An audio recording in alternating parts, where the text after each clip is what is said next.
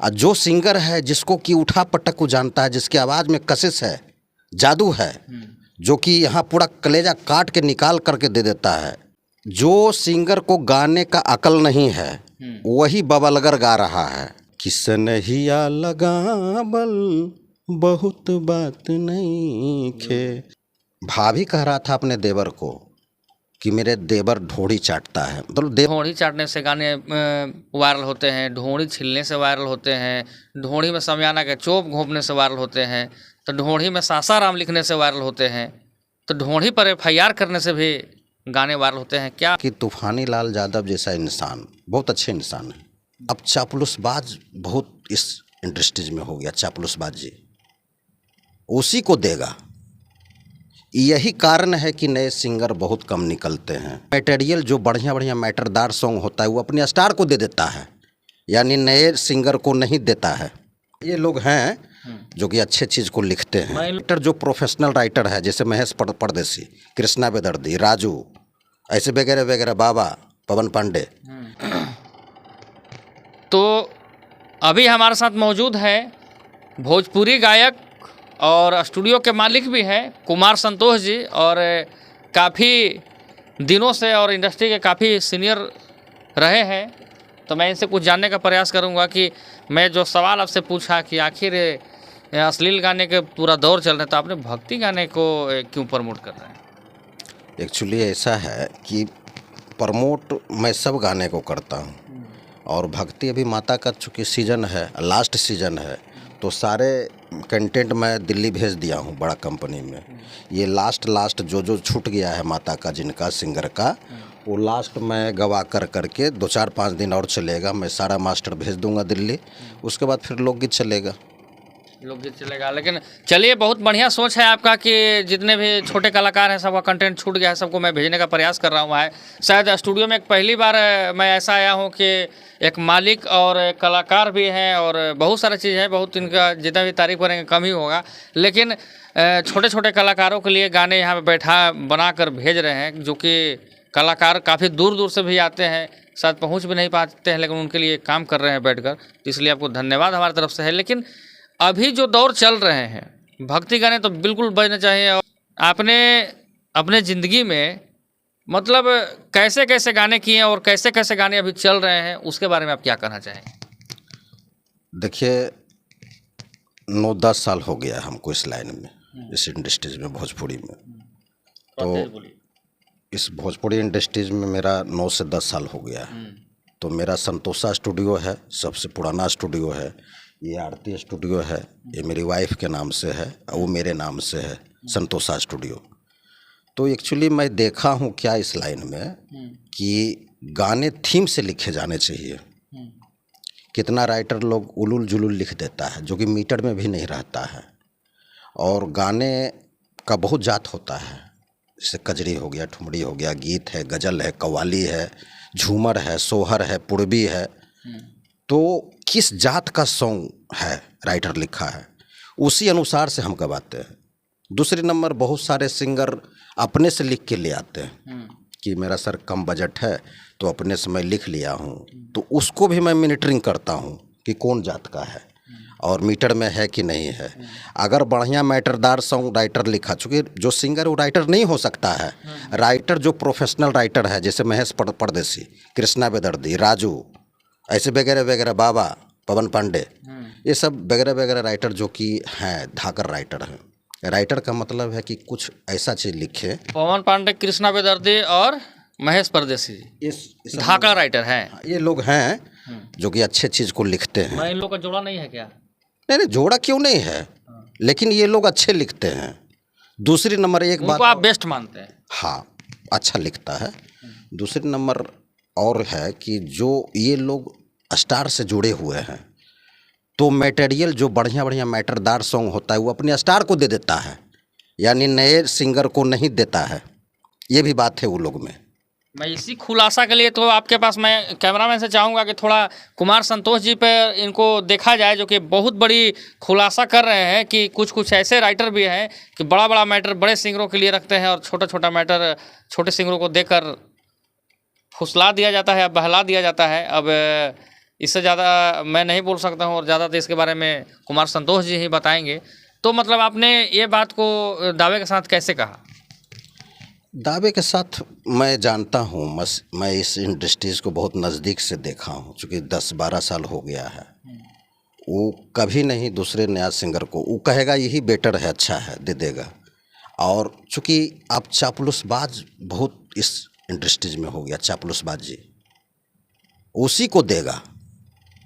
यही कारण है कि नए सिंगर बहुत कम निकलते हैं और निकल रहे हैं। तो मैं उनके लिए सलाह क्या देता हूँ सिंगर को, मैं गवाता ही नहीं हूँ, मैं गवाता भी हूँ, म्यूजिक भी बनता है, बहुत टाइट बनता है म्यूजिक, और बहुत धासुर से मिक्सिंग होती है। एक काम मैं और करता हूँ, जो क्लास देता हूँ सिंगर को 2 लाइन कि इससे कैसे आप निकलिए। आपसे मैं और थोड़ा सा एक सवाल पे आना चाहूँगा, क्योंकि बहुत देर से हमारे भी मन में सवाल खोल रहे थे, और अभी तो भाई इंडस्ट्री से हम लोग हैं, न्यूज़ बनाते ही हैं, गाने तो जान ही रहे हैं कि चरम सीमा पे हैं, अश्लीलता का हम लोग विरोध भी करते हैं, लेकिन रुके ना रुके भाई उसका तो ज़्यादा बड़ा ठेकेदार मैं नहीं हो सकता हूँ। लेकिन सुने हैं कि ढोंढ़ी चाटने से गाने वायरल होते हैं, ढोंढ़ी छिलने से वायरल होते हैं, ढोंढ़ी में समियाना के चोप घोंपने से वायरल होते हैं, तो ढोंढ़ी में सासाराम लिखने से वायरल होते हैं, तो ढोंढ़ी पर FIR करने से भी गाने वायरल होते हैं। क्या मतलब इसके बारे में आपका क्या संदेश है? देखिए, गाने में उलुल जुलुल जो हरकत इधर हो रहा है, तो जो जनता क्या है ना कि कोई मैटर से सोचता है कि कुछ ऊपर नया मैटर हो, जो जनता का ये रहता है, तो यही लोग ये लोग कर देता है। जबकि जो गाने दुअर्थी हैं वो समझ नहीं पाता है। ये ढोंढ़ी का जो बात आपने किए हैं, ये भी गाने कोई गलत नहीं होते हैं। ये है कि वो भाभी कह रही है अपने देवर को। थोड़ा सा अपना इस मामले में प्रतिक्रिया अपना आप दें। देखिए, वो यही मैं कह रहा था कि दुअर्थी शब्द था, चूँकि भाभी कह रहा था अपने देवर को कि मेरे देवर ढोंढ़ी चाटता है, मतलब देवर का शादी हो गया ना, तो हो गया, तो उसी थीम से गाने लिखे गए थे। तो ज़रूर है कि अपने वाइफ को प्रेम करता है सब लोग, तो देवर अपना वाइफ नया शादी हुआ है तो भाभी बोल दिया, और लोग क्या समझ गए कि ये कह रहा है कि लड़का कह रहा है कि ढोंढ़ी चटना बा हमार, मतलब ये बात नहीं था, भाभी कह रही कि हमार देवरा ढोंढ़ी चटना बा, इस पर लिखा गया था। बिल्कुल मैं आपको बातों को समझ सकता तो इस अनुसार से सॉन्ग गलत नहीं था, लेकिन आप उस नज़रिए से देखिएगा तो थोड़ा सा गलत है, इस नज़रिए से देखिएगा तो सही है, क्योंकि वो लड़की ही गाई है कि ढोंढ़ी, और लड़का का लाइन देखिए दूसरा है, इससे पकड़ में आ जाता है कि सॉन्ग ठीक था। तो मैं सवाल जो पूछा सर, उसका जवाब थोड़ा सा स्क्रिप्ट में दे दें।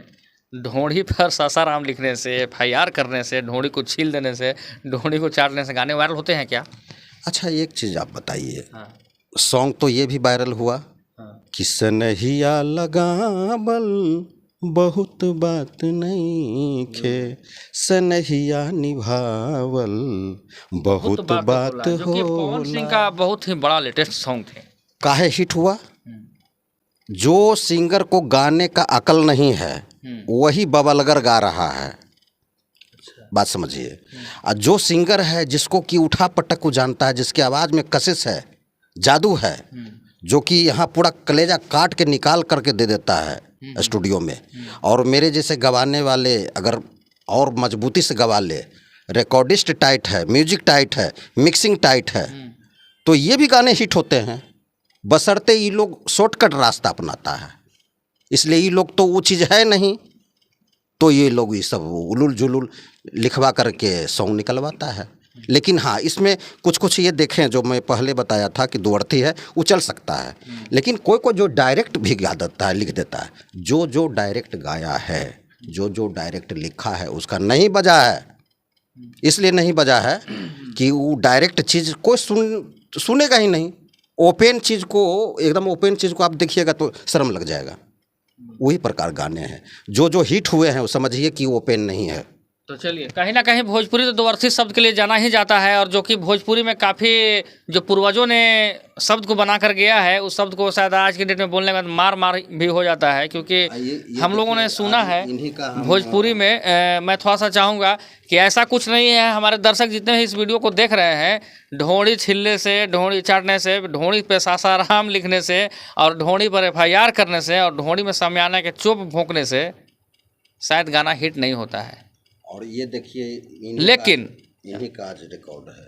हाँ, मैं थोड़ा सा इन पर भी आऊँगा, लेकिन गाने में कंटेंट में ताकत हो जाते हैं। कोई म्यूजिक अच्छा बजा देता है, गाने वायरल हो जाते हैं, कुछ विरोध भी कर लेते हैं, तो उसके वजह से भी गाने वायरल हो जाते हैं। क्या मैं सही बोल रहा हूँ ना? हाँ, सही बोले हैं। तो यही मैटर है, फैक्टर है, कोई खास फैक्टर है नहीं।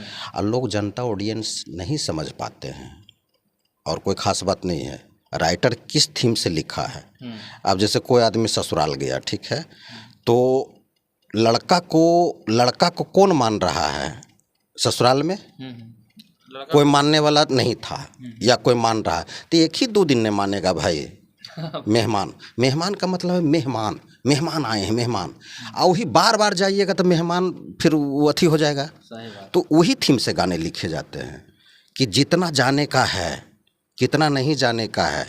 फिर व्यापार में अपना व्यस्त रहिए, अपना काम काज में व्यस्त रहिए, और उसके बाद पत्नी, वो तो पत्नी है ही आपके लिए। ये कहावत भी है कि एक हित डेली अपना हिते में जाते थे। हाँ। और लोग उनको लास्ट में सतुआ खिलाने लगे। लोग बोले कि सतुआ रोज रोज, हित बोला तो उसको बोला गया हित के द्वारा कि हित रोज रोज। ये बात सही है ना? हाँ, सही है। और यही मैं कह रहा था। तो चूंकि ऐसे ही गाने लिखे जाते हैं, और ये बच्चे, ये लड़के आए हैं बाहर। यहाँ पे कुमार संतोष जी के स्टूडियो में, यहाँ पे देखिए काफ़ी कलाकार, अभी नए नए सिंगर यहाँ पे उभरने वाले हैं, और उभरेंगे भी, क्योंकि काफ़ी भोजपुरी इंडस्ट्री के लिए कुमार संतोष जी ने बहुत बड़ा योगदान दिया है। तो इनको तो मैं काफ़ी धन्यवाद दूंगा, और धन्यवाद का पात्र हैं, और काफ़ी अश्लीलता के बारे में बहुत शालीनता से बात किए। और मैं थोड़ा सा चाहूँगा कि इनसे एक सवाल और पूछ लिया जाए, 2 लाइन का ही होगा आखिर में चलते चलते, कि अभी तूफानी लाल यादव और राकेश मिश्रा जी में एक विवाद छिड़ा हुआ है, जो कि राकेश मिश्रा जी ने तूफानी लाल को कुछ उन्होंने बोला है कि मैं 11,000 रुपया दिया हूँ। तो क्या है मामला सर, और क्यों ऐसा विवाद हो रहा है? देखिए, इस व्यू से नहीं किसी को बोलना चाहिए।